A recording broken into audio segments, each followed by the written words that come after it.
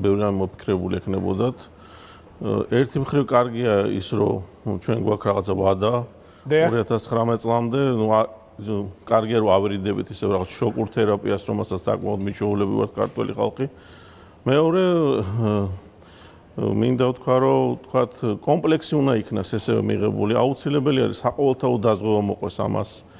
იმიტომ რომ ეს კომპლექსია და დაზღვევა, რომელიც არის ზურგი ამ ყველაფრისა, იგივე ავიაკატასტროფებზე ლაპარაკობდით, ეხლა რომელშიც საკმაოდ მოწინავე ქვეყანა ვართ სოფლიოში.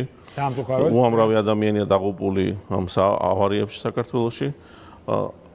ამის ერთ-ერთი პრევენციაც ესევე იქნება თუ საკმაოდ ამუშავდება დაზღვევა საავტომობილო, ესევე იქნება გავყოთ შუაზე, თქვათ, თუ რა აინტერესებს სახელმწიფოს ტექნათვალიერებიდან და რა აინტერესებს დაზღვევას ტექნათვალიერებიდან. სახელმწიფო რა თქმა უნდა დაინტერესებულია რომ ეკოლოგია გაუმჯობესდეს და სადაზღვევო კომპანიები კი მანქანების გამართულობას ითხოვდნენ. ამ მხრივ რაღაც პასუხისგებლობები გადანაწილდება, მოთხოვნები გადანაწილდება. ესევე მინდა რომ თქვა რომ იქნება მე მაგათ გამიკეთებია გერმანიაში მანქანის ტექნათვალიერება, მას აკეთებენ ჩვეულებრივი სერვისები. აბსოლუტურად ისინი რომელიც ემსახურებიან მანქანას ტექნიკურად ისინი ატარებენ ასევე ამ სერვისსაც. და სპექტრი საქართველოშიც არის წარმოდგენილი ამ ყველაფრის, თუმცა საკმაოდ მცირე რაოდენობით. თქვენას რამდენად შესაძლებელია ამ სპექტრის გაზრდა და აი ეს გაზრდა რამდენად ითხოვს რეალურად ბაზარი ამ სპექტრის გაზრდას? კი ბატონო, იმიტომ რომ ეს ჯერთი სტიმულია ამ სერვისებისათვის, რომ მათი მოგება რაღაცა იქნება რენტაბელობას დაუახლოვდეს. კლიენტი მიიზიდება ქართულ კომპანიებთან.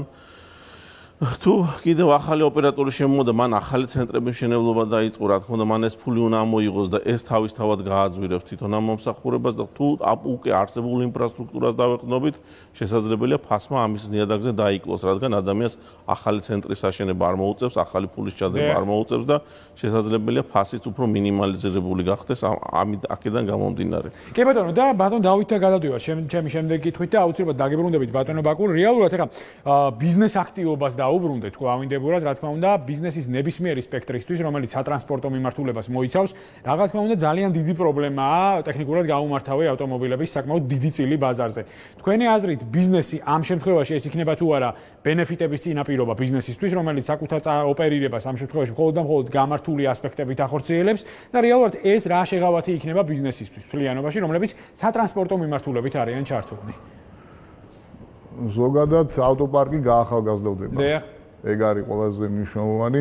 ამუვარდება ისეთი ძველი ავტომობილები, რომლებიც უკვე ტექნიკურად ვეღარ დათვალიერდება. ჩვენ ამ ქალაქში ვცხოვრობ და ყველამ კარგად ვიცით, რომ დადის ისეთი მანქანები, რომლებიც საერთოდ არანაირ სტანდარტში არ ჯდებიან და აქედან გამომდინარე და რაც თავარია, რომელი მანქანებიც ალბათ ჩემი აზრით 10 წლამდე არიან, 8 წლამდე და მათ ტექნიკური გაუმართავობის პირობებში ვთქვათ რაღაცა პრობლემები აქვს, ჩვენ ვიცით ეგრეთ წოდებული კატალიზატორები ფაქტიურად 70% ავტომობილებისას არ აქვთ.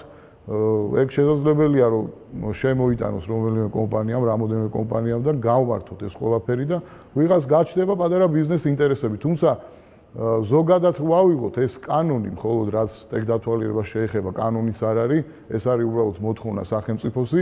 ამას უნდა მოყვეს იგივე ევროსტანდარტი, ევრო 4 ყოველთვის ვაგს ვაჟღერებ ხოლმე, იმიტომ რომ მარტო ტექნათვალიერებით ვერ გადაწყდება, უნდა გამბაჟება გაიაფთოს თქვათ ახალი ავტომობილების შედარებით თქვათ იგივე ელექტრომობილების თემაც აქტუალური გახდა ამ ბოლო დროს და უნდა ახალისდეს, იმიტომ რომ ჩვენთან ახლა მოსახლეობამ რო იცოდეს ყველაზე კარგი ტარიფი გამბაჟების ავტომობილის შემოყვანისას არის 12-დან 10 წლამდე ავტომობილისა 8 წლამდე და აი ამან უნდა აიწიოს ცოტა ზემოთ. ეკონომიკის მინისტრის განცხადებაში მოგაკლდათ თქვენ ეს ასპექტები, იმიტომ რომ მე ვეთანხმები ბატონ ბაკურს აბსოლუტურად, თქვენს გეთანხმებით ბატონი დავით, რომ ტექნათვალიერება ეს არის მხოლოდ და მხოლოდ ერთი ჭანჭიკი მთლიანი სპექტრიდან.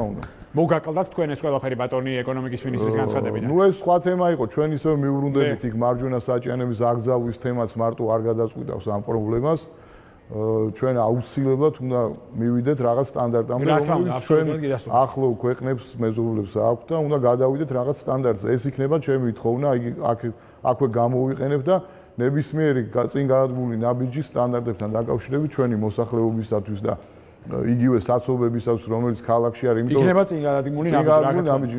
ძველი ავტომობილები უნდა ამოვარდეს, რომელიც 20 წელს ქვემოთ არის და რომელიც არავის არაფერში არ გია თვითონ თავის პატრონსაც კი, იმიტომ რომ ის მანქანა მესმის, რომ იმ ადამიანს შეიძლება არ ქონდეს საშუალება. თუმცა აქვე დავზენ, რომ ეს არის ერთიანი პროდუქტი, თუ გადავლენ მოსახლეობა შედარებით ახალ ავტომობილებზე, აუცილებლად საბანკო სექტორის ინტერესი გაჩნდება უფრო დიდი, დაიკლებს პროცენტი განვადების აუცილებლად, იმიტომ რომ სხვა ქვეყნებში ეს მოყვა, იმიტომ რომ ძველი მანქანის თქვათ კრედიტით გაცემა ბანკს უფრო უღირს სხვა ფასად, ვიდრე ახალი ავტომობილი. კი ბატონო, აბსოლუტურად გიდასტურებთ, მთელი სისტემა ამოისუნთქებს და ბოლოს ბატონ ბაკურთან მექნება ჩემი კითხვა. რეალურად ეხლა ტენდერმა გაიჟღერა და არც თუ მაინც და მაინც პრაქტიკა, რომელიც არსებობს ჩვენს ქვეყანაში და ძალიან ბევრი ანალიტიკოსის კრიტიკის საგანია, მოდი პირდაპირ ვთქვათ, ტენდერები და მასთან დაკავშირებული ასპექტები, ხომ არ შეიძლება სატენდერო პირობები გახდეს წინაპირობა იმისა, რომ გარკვეულწილად გარკვეული კანონდარღვევები მივიღოთ ბაზარზე და მაგალითისთვის რომელიმე კომპანიამ ამ ყველაფერზე ხელი მოითმოს უბრალოდ. გისმენთ? სანდრო, მე მგონი აქ ცოტა სხვანაირად იქნა დასმული მთავრობიდან, რომ ტენდერზე კომპანია უნდა შეერჩეს, რომელიც კვლევას გააკეთებს ბაზრის. ამას გავიძახი რამდენი წელიწადი, ეცი რომ ჯერ სანამ მივიღოთ კანონმდებლობას გავაკეთოთ კვლევა. ჩავატაროთ დახარისხება იმ პრობლემების, რომელიც ბაზარს ახასიათებს. იქნება ამ კომპანიისგან ეს მოვითხოვოთ, რომ მან შეისწავლოს ბაზარი რა არის პირველადი პრობლემა, მეორადი, მესამედი და იქნება ეტაპობრივი უნდა იყოს, ხო, ისე ვიძახი, რომ არ გვინდეს შოკური რაღაც მოქმედებები. იგივე 20 წლის ზევით მქონე მანქანის პატრონს რა უთხრათ, ეხა აიღე და ჯართად აქცია შენი მანქანა, ამას ჩვენ ვერ შევთავაზებთ. ან ვაუჩერიზაცია უნდა გავაკეთოთ, რომ ადამიანს რაღაც ვაუჩერი მიეცეს თუ რომ სახელმწიფომ თქვას მას მისცეს, რომ მან ჩააბაროს ძველი მანქანა და აიღოს ახალი მანქანა. ეს მსგავსი მოქმედებები ჩაუტარებია გერმანიას, ჩაუტარებია ევროპულ ძალიან ბევრ ქვეყანას, თუ მათ უნდათ რომ ბაზარი განთავისუფლდეს ძველი მანქანებისაგან, ისინი რაღაცას თავაზობენ, საინტერესო თამაშს თავაზობენ თავის მოსახლეობას. აბსოლუტურად გიდასტურებთ ბატონო ბაკურ. ბატონებო, მინდა ძალიან დიდი მადლობა მოგახსენოთ ტრადიციულად საინტერესო საუბრისთვის ბატონი ბაკურ ხუნდაძე და ბატონი დავით ზაუტაშვილი იყვნენ ჩვენთან ბიზნეს კონტაქტზე და ამით არ ვეშვებით რა თქმა უნდა სატრანსპორტო სისტემას კომპანია e-Space-ის ინიციატივით თბილისში ევროპის მოედანსა და კუსტბის ასახვევთან ელექტრომობილების დამტენი პირველი სადგურები უკვე გაიხსნა. e-Space-ის აღმასრულებელი დირექტორი ბატონი სულხან გვალია უნდა შემოგვიერთდეს ახლა პირდაპირ ეთერში. მოგესალმებით ბატონო სულხან.